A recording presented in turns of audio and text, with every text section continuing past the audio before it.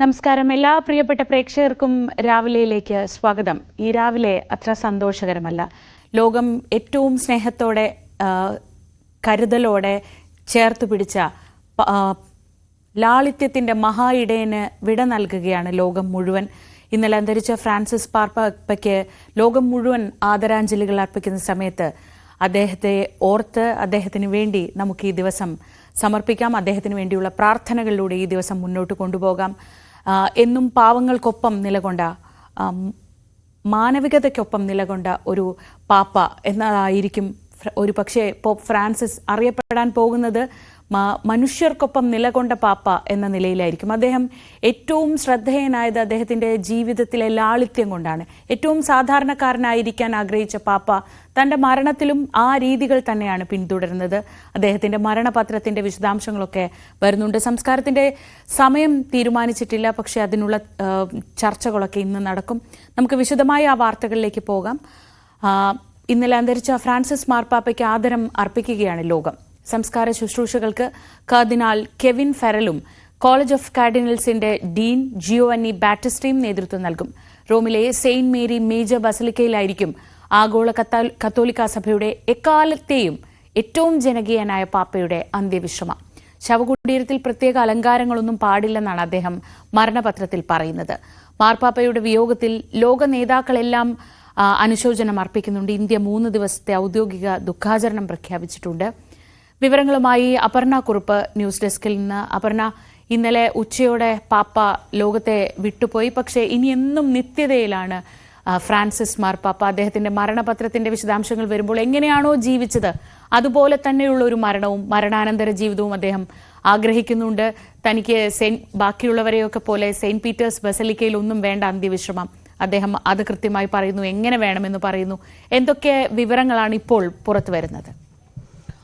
ശ്രീജ, തീർച്ചയായിട്ടും കത്തോലിക്ക വിശ്വാസികളെ സംബന്ധിച്ചിടത്തോളം ഈസ്റ്റർ കഴിഞ്ഞിട്ടുള്ള ഈ തിങ്കളാഴ്ച അതീവ ദുഃഖകരമായിട്ടുള്ള ഒരു തിങ്കളാഴ്ച തന്നെയായി മാറുകയാണ്. മഹാ ഇടയന് വിട നൽകുന്ന ദിവസമായി മാറിയിരിക്കുന്നു. നേരത്തെ പറഞ്ഞതുപോലെ തന്നെ പോപ്പ് ഫ്രാൻസിസിന്റെ സംസ്കാര ചടങ്ങുകളുടെ തീയതിയും സമയവും ഇതുവരെ തീരുമാനിച്ചിട്ടില്ല. സാധാരണ രീതിയിൽ 4 തൊട്ട് 6 ദിവസങ്ങൾക്കുള്ളിലാണ് സംസ്കാര ചടങ്ങുകൾ നടക്കാറുള്ളത്.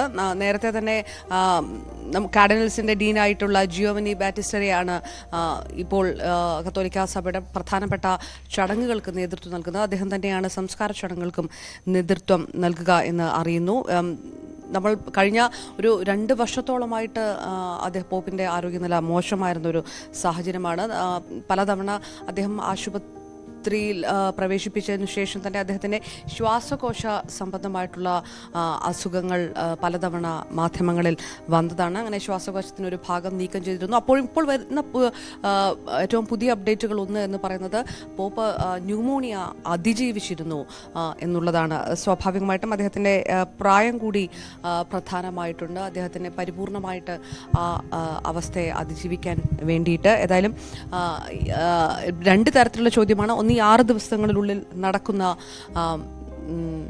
സംസ്കാര ചടങ്ങുകൾ ഏത് തരത്തിൽ എന്നുള്ളത്, അതോടൊപ്പം തന്നെ ഇനി ഇതിന് ശേഷം എന്താണ് വത്തിക്കാനിൽ നടക്കുക എന്നുള്ള പ്രധാനപ്പെട്ട കാര്യം.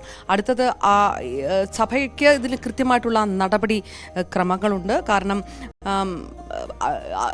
നമുക്ക് വിശ്വസിക്കപ്പെടുന്ന കത്തോലിക്ക വിശ്വാസികൾ പറയുന്നത് പോലെയുള്ള സഭയുടെ നേതൃത്വം അപ്പോസ്തലനായിട്ടുള്ള പത്രോസിനെയാണ് യേശുക്രിസ്തു ഏൽപ്പിച്ചത്. ഈ പത്രോസിന്റെ പ്രതിനിധികളാണ് മാർപ്പാപ്പമാർ എന്നാണ് വിശ്വസിക്കപ്പെടുന്നത്. അതുകൊണ്ട് തന്നെയാണ് മാർപ്പാപ്പയ്ക്ക് ഇത്രയും സഭയുടെ ഏറ്റവും വലിയ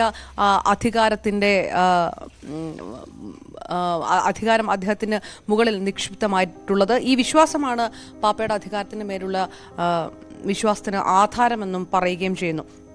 സിസ്റ്റൈൻ ചാപ്പലിനുള്ളിൽ വെച്ചിട്ട് ഇനി നടക്കുന്ന കോൺക്ലേവ് അതുകൂടിയാണ് ഉറ്റുനോക്കുന്നത്. മുമ്പ് റോമിൽ ഉള്ള മുതിർന്ന വൈദികരാണ് തീരുമാനിച്ചിരുന്നത് ആരായിരിക്കും പുതിയ മാർപ്പാപ്പ എന്നുള്ള കാര്യം. പിന്നെ അത്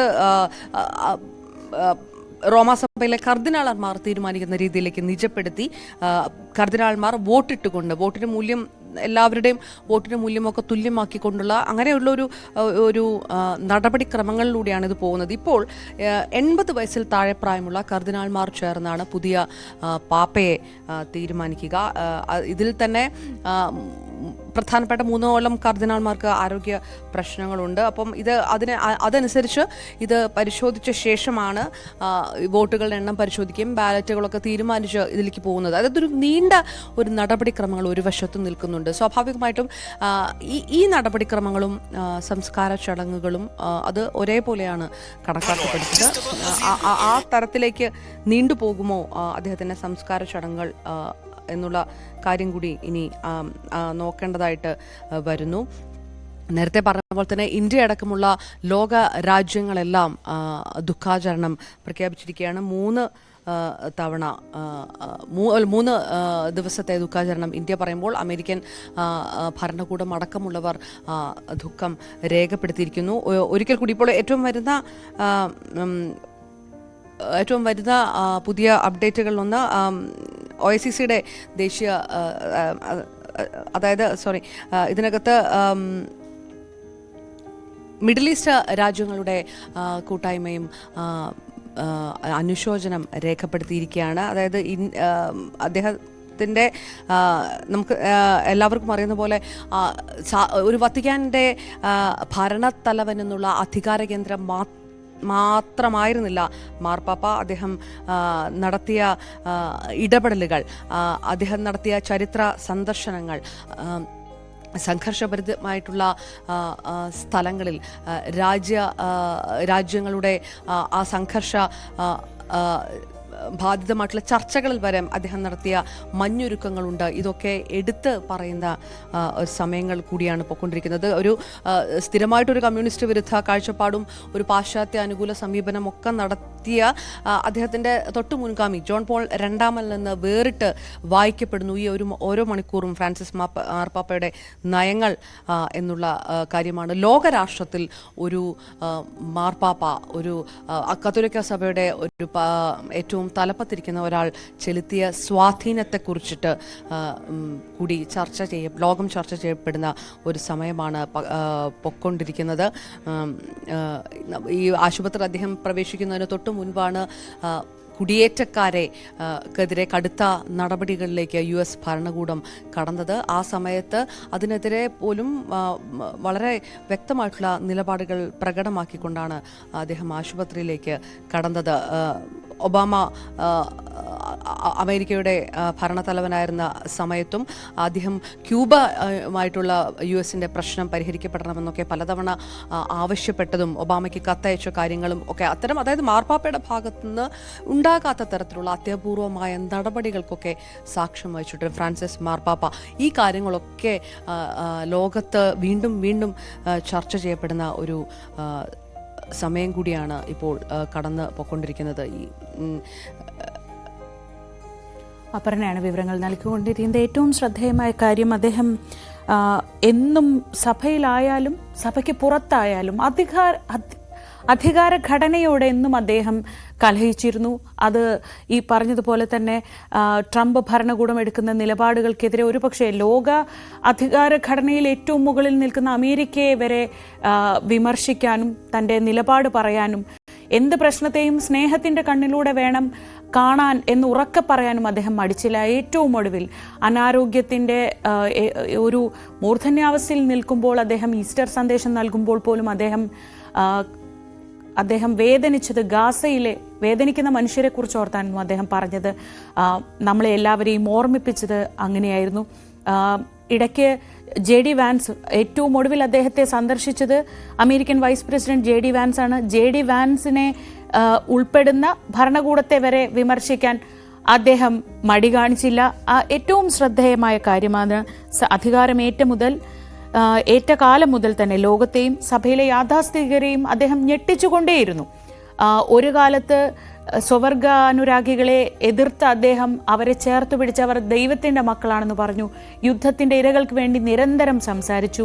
സ്ത്രീകളെയും അധകൃതരെയും സഭയുടെ ഏറ്റവും ഉന്നത പദവിയിലേക്ക് അല്ലെങ്കിൽ ആരാധന നടക്കുന്നിടത്തേക്ക് കൊണ്ടുവരാൻ അദ്ദേഹം പ്രത്യേക ശ്രദ്ധ കാണിച്ചു. അങ്ങനെ ഒരുപക്ഷെ വിപ്ലവകാരിയായ മാർപ്പാപ്പ എന്ന് ഒരാളെ വിളിക്കാമെങ്കിൽ അത് ഫ്രാൻസിസ് ആയിരിക്കുമെന്ന കാര്യത്തിൽ സംശയമില്ല. ആ പേര് തെരഞ്ഞെടുക്കുന്നതിൽ വരെ അദ്ദേഹം ആ വിപ്ലവ മനസ്സ് കാത്തുസൂക്ഷിച്ചു. അർജന്റീനയിൽ നിന്നുള്ള വിപ്ലവകാരിയായ കത്തോലിക്ക സഭയുടെ എക്കാലത്തെയും ഏറ്റവും ജനകീയനായ പാപ്പ, ഏറ്റവും ജനകീയനായ പരമാധ്യക്ഷനാണ് വിട പറഞ്ഞിരിക്കുന്നത്. ലോകം മുഴുവൻ അദ്ദേഹത്തിന്റെ വിയോഗത്തിൽ കണ്ണീർ വാർക്കുന്നു, അദ്ദേഹത്തെ ഓർത്തുകൊണ്ടിരിക്കുന്നു. അദ്ദേഹം ബാക്കി വെച്ചു പോയതെല്ലാം മുന്നോട്ട് കൊണ്ടുപോകാൻ നമ്മളെല്ലാം പ്രേരിപ്പിച്ചുകൊണ്ടേയിരിക്കുന്നു. സ്നേഹമാണ് ഏറ്റവും വലുത് എന്ന് ഓരോ ദിവസവും അധികാരമേറ്റ നാൾ മുതൽ അദ്ദേഹം പറഞ്ഞു. അത് പറഞ്ഞാണ് അദ്ദേഹം വിട പറഞ്ഞ് ഒഴിയുന്നതും.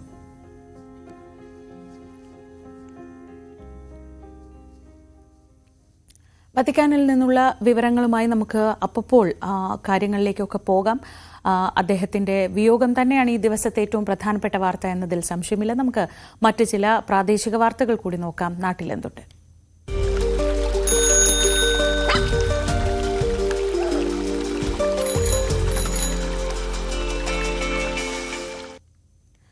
മാലിന്യ സംസ്കരണത്തിൽ ഹാട്രിക് പുരസ്കാരത്തിന്റെ നിറവിലാണ് പത്തനംതിട്ട നഗരസഭ. മികച്ച ഹരിത നഗരസഭ, ഹരിത നഗരം, ഹരിത സ്ഥാപനങ്ങൾ എന്നിവയ്ക്കാണ് പുരസ്കാരങ്ങൾ ലഭിച്ചത്. നൂതനവും ക്രിയാത്മകവുമായ പ്രവർത്തനങ്ങൾക്കാണ് നഗരസഭ നേട്ടം കരസ്ഥമാക്കിയത്. മികച്ച നഗരസഭ, ഹരിത നഗരം, ഹരിത സ്ഥാപനങ്ങൾ എന്നിവ കണക്കിലെടുത്താണ് നേട്ടം. ശാസ്ത്രീയ രീതിയിലെ മാലിന്യ നീക്കവും വഴിയോരങ്ങളിൽ പൂച്ചെടികൾ സ്ഥാപിച്ച് മനോഹരമാക്കുകയും ചെയ്തിരുന്നു. നഗരത്തിലെ പ്രധാന സർക്കാർ ഓഫീസുകളിലെ മാലിന്യം ശേഖരിച്ച് വളമാക്കി മാറ്റി ഹരിതകർമ്മ സേനാംഗങ്ങൾ വിൽപ്പന നടത്തിയതിലൂടെ നഗരസഭയ്ക്ക് വരുമാനവും ലഭിച്ചു. പ്രധാനപ്പെട്ട മാലിന്യ ഉൽപാദന കേന്ദ്രങ്ങൾ എന്ന് പറയുന്നത് 3 പ്രദേശങ്ങളായിരുന്നു, സർക്കാർ ഓഫീസുകൾ. മറ്റൊരു നഗരസഭയും അത്തരത്തിലുള്ള ഒരു ഇടപെടൽ നടത്തിയില്ല. പത്തനംതിട്ടയിലെ കളക്ടറേറ്റ്, മിനി സിവിൽ സ്റ്റേഷൻ, ജില്ലാ പോലീസ് മേധാവിയുടെ കാര്യാലയം, ഈ 3 പ്രദേശങ്ങളിലും 100 കണക്കിന് ഉദ്യോഗസ്ഥരാണ് വരുന്നത്. അതോടൊപ്പം തന്നെ പൊതുജനങ്ങളും സമീപിക്കുന്ന പ്രദേശമാണ്. അവിടെയെല്ലാം വരുന്ന ഭക്ഷ്യ മാലിന്യം അത് കൈകാര്യം ചെയ്യാൻ സാധ്യതയില്ലാതെ അവിടെ തെരുവ് നായ്ക്കൾ പെരുകുന്ന സാഹചര്യം ഉണ്ടായി. അവിടെ നമ്മൾ പോർട്ടബിൾ ബയോബിൻ എന്ന സൊല്യൂഷൻ ഏർപ്പെടുത്തി. വലിയ ബയോബിന്നുകൾ വെച്ചിട്ട് അത് മാറ്റാൻ കഴിയുന്ന ബയോബിന്നുകളിൽ ഈ ഭക്ഷ്യ അവശിഷ്ടങ്ങൾ ഓരോ ഓഫീസിലെയും പ്രത്യേകമായി തരംതിരിച്ച് എല്ലാ ദിവസവും നമ്മുടെ ഹരിതകർമ്മ സേനാംഗങ്ങൾ അവിടെ എത്തി അത് ശേഖരിച്ചു കൊണ്ടുവന്ന് വളമാക്കി മാറ്റി. പാം ബയോ എന്ന മുനിസിപ്പാലിറ്റിയുടെ ബ്രാൻഡ് നെയിമിൽ ആ വളം വിൽപ്പന നടത്തി. മാലിന്യ കൂമ്പാരമായിരുന്ന പത്തനംതിട്ട നഗരം വൃത്തിയാക്കി വിനോദത്തിനും വിശ്രമത്തിനും ടൗൺ സ്ക്വയർ ആക്കിയിരുന്നു. മാലിന്യം വലിച്ചെറിയുന്നത് തടയാൻ നിരീക്ഷണ ക്യാമറകൾ സ്ഥാപിച്ചത് നഗരത്തെ മാലിന്യമുക്തമാക്കാൻ സഹായിച്ചു. ശുചിത്വത്തിന്റെ കാര്യത്തിൽ നഗരസഭ നടത്തിയ മാതൃകാപരമായ പ്രവർത്തനങ്ങളാണ് പുരസ്കാരങ്ങൾക്ക് അർഹമാക്കിയത്. ന്യൂസ് 18 പത്തനംതിട്ട. നൂൽ കൊണ്ട് വിസ്മയം തീർക്കുകയാണ് പാലക്കാട്ട് ഒരു വിദ്യാർത്ഥി. വിളയൂർ സ്വദേശി ദിൽഷാദാണ് ത്രെഡ് ആർട്ടിൽ വ്യത്യസ്തനാവുന്നത്. നെയ്മർ, വിളയൂർ മുൻ പഞ്ചായത്ത് പ്രസിഡന്റ് കെ കൃഷ്ണൻകുട്ടി തുടങ്ങിയവരുടെ ചിത്രങ്ങളാണ് ത്രെഡ് ആർട്ടിലൂടെ ദിൽഷാദ് രൂപപ്പെടുത്തിയത്. യൂട്യൂബ് നോക്കിയായിരുന്നു പഠനം. നൂലും ആണിയും കൊണ്ട് ഏറെ നേരം പ്രയത്നിച്ചാണ് ദിൽഷാദ് ഓരോ ചിത്രവും പൂർണ്ണമാക്കുന്നത്. ആർക്കും അതിശയം തോന്നുന്ന ആ കരവിരുത്. പലകയിൽ ആണിയടിച്ച് അതിൽ നൂലുകൾ കോർത്താണ് ചിത്രമൊരുക്കുന്നത്. ത്രെഡ് ആർട്ട് കൂടാതെ കാലിഗ്രാഫിയിലും ദിൽഷാദ് തൽപരനാണ്. ഗ്രാഫിക് ഡിസൈനർ ആവാനാണ് ആഗ്രഹമെന്ന് ദിൽഷാദ്. ഞാൻ യൂട്യൂബ് കണ്ടിട്ടാണ് ഇത് ചെയ്തത്. യൂട്യൂബിൽ M4 അറിയണ യൂട്യൂബർ ചെയ്തത് കണ്ടിട്ട് ഇൻസ്പയർ ആയിട്ടാണ് ഇത് ചെയ്തത്. ഇത് ഞാൻ 2-3 നാളെ മുമ്പ് ഉണ്ടാക്കിയിട്ടുണ്ട്. നെയ്മർ, പിന്നെ ഇവിടുത്തെ ഒരു ഏട്ടനെ അങ്ങനെ ഉണ്ടാക്കിയിട്ടുണ്ട്. നാട്ടുകാരൊക്കെ ഇത് കണ്ടിട്ട് ഭയങ്കര സപ്പോർട്ടായിരുന്നു. വിളയൂർ എടപ്പാലം PTMOHSS 10ാം ക്ലാസ് വിദ്യാർത്ഥിയാണ് ദിൽഷാദ്. വീട്ടുകാരുടെ പൂർണ്ണ പിന്തുണ വിജയത്തിന് പിന്നിലെന്ന് ദിൽഷാദ് പറയുന്നു. വിളയൂർ കുപ്പൂത്ത് പാലോളി ഷൗക്കത്ത് മിശ്രിയ ദമ്പതികളുടെ മകനാണ്. News 18 Palakkad. Kollam Punalur railway station platform കാട് കയറിയതോടെ ഇഴജന്തുക്കളുടെ ശല്യവും കൂടി. കഴിഞ്ഞ ദിവസം പുനലൂരിൽ വന്ന് ഇറങ്ങിയ 13 വയസ്സുകാരിയെ അണലി കടിച്ചിരുന്നു. ദിവസവും 100 കണക്കിന് ആളുകൾ വന്നു പോകുന്ന റെയിൽവേ സ്റ്റേഷനിൽ യാത്രക്കാരുടെ സുരക്ഷയ്ക്കായി നടപടി വേണമെന്ന ആവശ്യം ശക്തമാണ്. കഴിഞ്ഞ ദിവസം പുലർച്ചെ കൊല്ലം എഗ്മോർ ട്രെയിൻ പുനലൂരിലെത്തിയപ്പോൾ ഒരു 13 വയസ്സുകാരിക്ക് പാമ്പുകടിയേറ്റു. പുലർച്ചെ 5:30ക്കാണ് സംഭവം. പുനലൂർ റെയിൽവേ സ്റ്റേഷനിലെ ഈ ഭാഗത്ത് വെച്ചാണ് കുട്ടിക്ക് പാമ്പുകടിയേക്കുന്നത്. ഈ കാടും ഈ വേസ്റ്റ് സാധനങ്ങളൊക്കെ ഇവിടേക്ക് വീണ് കിടക്കുകയായിരുന്നു. ഈ ട്രെയിനിൽ വന്ന് പ്ലാറ്റ്ഫോമിൽ ഇറങ്ങി നടന്നു വരുന്ന വഴിക്ക് ഇവിടെ വെച്ചാണ് കുട്ടിക്ക് പാമ്പ് കടിയേക്കുന്നത്.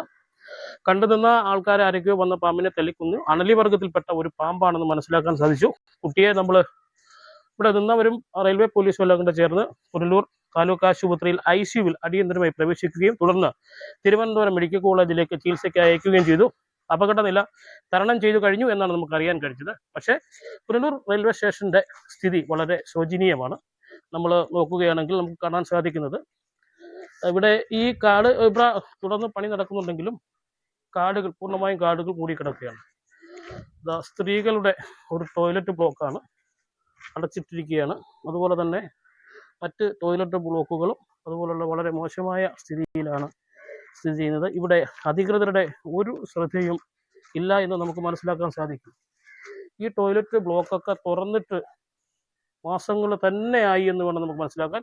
ക്യാമറ കുറച്ചുകൂടെ അടുത്തോട്ടൊന്ന് വന്ന് കാണിക്കുമെങ്കിൽ നമുക്കിത് ആ സ്ഥിതി പൂർണ്ണമായും ഒന്ന് മനസ്സിലാക്കാൻ സാധിക്കും. ഇത്രയ്ക്ക് കാട് വളർന്ന് കിടക്കുകയാണ്. തൊട്ട് പുറകിലെല്ലാം ഇഴജന്തുക്കളുള്ളതാണ്. ഈ ടോയ്ലറ്റ് ബ്ലോക്കൊക്കെ തുറന്നിട്ട് തന്നെ മാസങ്ങളായി എന്ന് വേണം നമുക്ക് മനസ്സിലാക്കാൻ.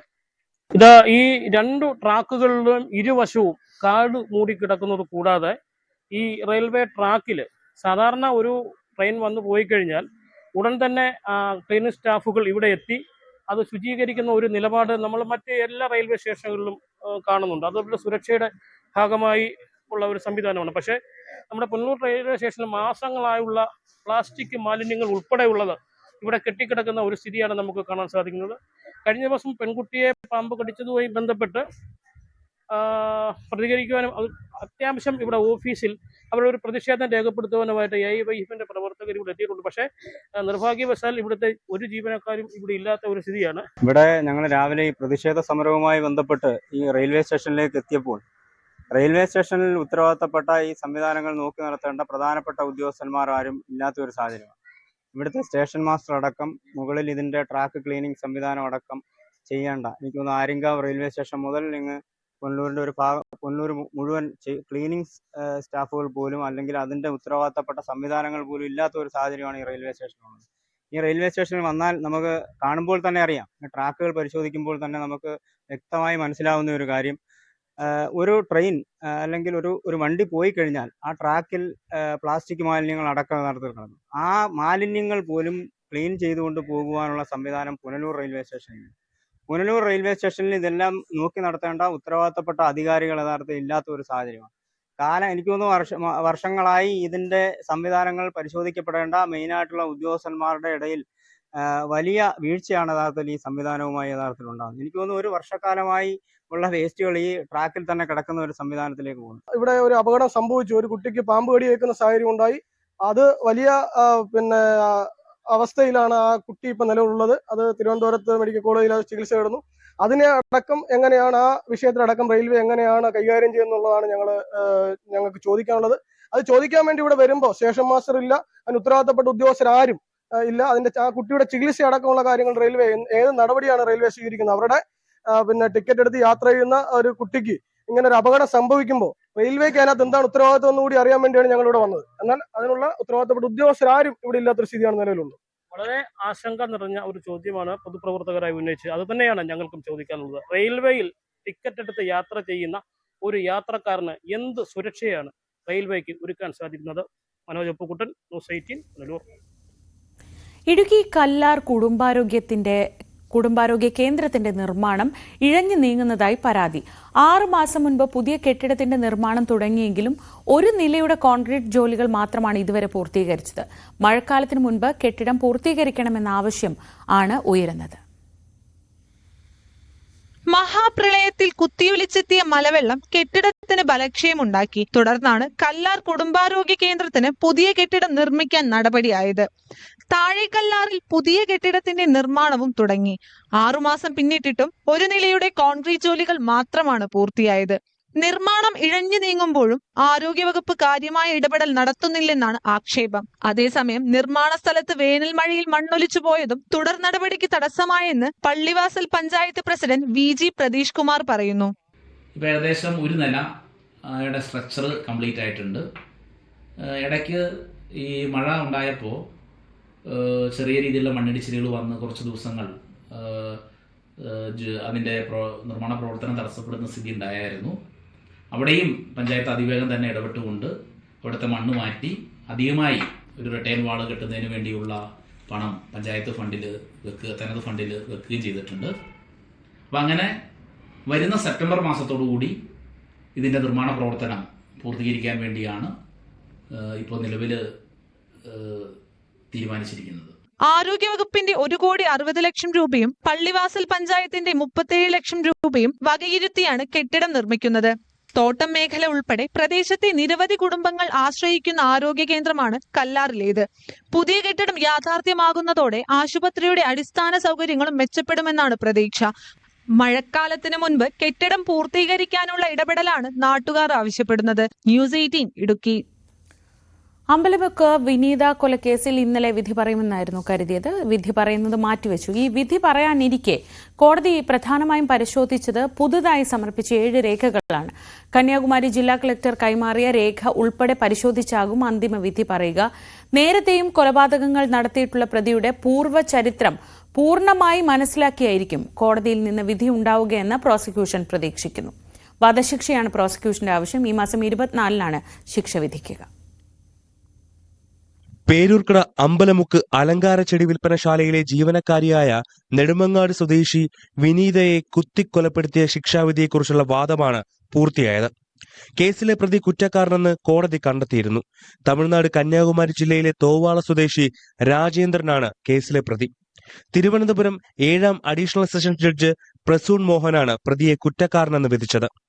കുറ്റകരമായ വസ്തു കൈയേറ്റം, കൊലപാതകം, കവർച്ച, തെളിവ് നശിപ്പിക്കൽ എന്നീ കുറ്റങ്ങളാണ് പ്രതിക്കെതിരെ തെളിഞ്ഞത്. കേസ് അപൂർവങ്ങളിൽ അപൂർവമാണെന്നുള്ള പ്രോസിക്യൂഷൻ വാദത്തെ തുടർന്ന് പ്രതിയെക്കുറിച്ചുള്ള വിവിധ റിപ്പോർട്ടുകൾ ഹാജരാക്കാൻ കോടതി ഉത്തരവിട്ടിരുന്നു. ജില്ലാ കളക്ടറുടെ അടക്കമുള്ള വിവിധ റിപ്പോർട്ടുകൾ കോടതിയിൽ സമർപ്പിച്ചു. പ്രതി പുറത്തിറങ്ങിയാൽ സമാന കുറ്റകൃത്യം ചെയ്തേക്കാം. കൊടും കുറ്റവാളിയായ രാജേന്ദ്രന് മാനസിക പരിവർത്തന സാധ്യതയില്ലെന്നും ചൂണ്ടിക്കാട്ടി പോലീസ് റിപ്പോർട്ട് നൽകി. പശ്ചാത്താപമുണ്ടോ എന്ന കോടതിയുടെ ചോദ്യത്തിന് ഒരു തെറ്റും ചെയ്യാത്തതുകൊണ്ട് പശ്ചാത്താപമില്ലെന്ന മറുപടിയായിരുന്നു പ്രതിയുടേത്. കവർച്ചയ്ക്കായി തമിഴ്നാട്ടിലും കേരളത്തിലും പ്രതി നടത്തിയ 4 കൊലപാതകങ്ങളിൽ 3 പേരും സ്ത്രീകളായിരുന്നുവെന്നും special public prosecutor M Salahuddin വാദിച്ചു. സീരിയൽ കില്ലർ എന്ന നിലയിൽ പ്രതി സമൂഹത്തിന് ഭീഷണിയാണെന്നും പ്രതിക്ക് വധശിക്ഷ നൽകണമെന്നും പ്രോസിക്യൂഷൻ നിലപാടെടുത്തു. കേസിൽ ശിക്ഷ 24-ന് വിധി പറയും. ന്യൂസ് 18 തിരുവനന്തപുരം. സ്വന്തം കുഞ്ഞിനെ തെരുവിൽ ഉപേക്ഷിക്കുന്ന അമ്മമാരെ നമ്മൾ കണ്ടിട്ടുണ്ട്. എന്നാൽ കാണാതെ പോയ തന്റെ കുഞ്ഞിനെ കണ്ടുപിടിച്ച് ദിവസവും ഭക്ഷണം എത്തിക്കുന്ന ഒരു അമ്മയുണ്ട് പത്തനംതിട്ടയിൽ. ഈ സ്നേഹക്കാഴ്ച പക്ഷേ മനുഷ്യരുടേതല്ല എന്നതാണ് പ്രത്യേകത. ഈ അപൂർവ സ്നേഹത്തിന് നന്മയുള്ള ഒരു മനുഷ്യന്റെ കാവലുമുണ്ട്. കാണാം ഒരമ്മ കിളിയുടെ മാതൃസ്നേഹത്തിന്റെ കഥ.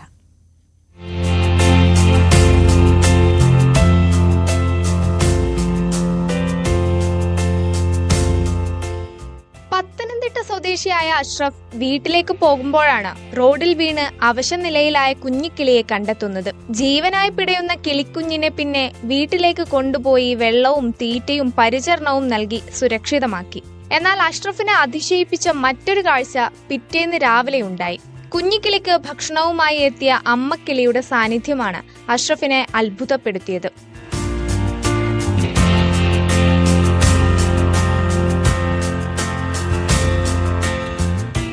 കിലോമീറ്ററുകൾ താണ്ടി കാണാതായ തന്റെ കുഞ്ഞിനെ തേടി അമ്മക്കിളി എത്തിയത് വീട്ടുകാരെയും അത്ഭുതപ്പെടുത്തി. കാരണം ഇപ്പം നമ്മുടെ അടുത്ത് വന്നിട്ട് ഇപ്പം 4 ദിവസമായി.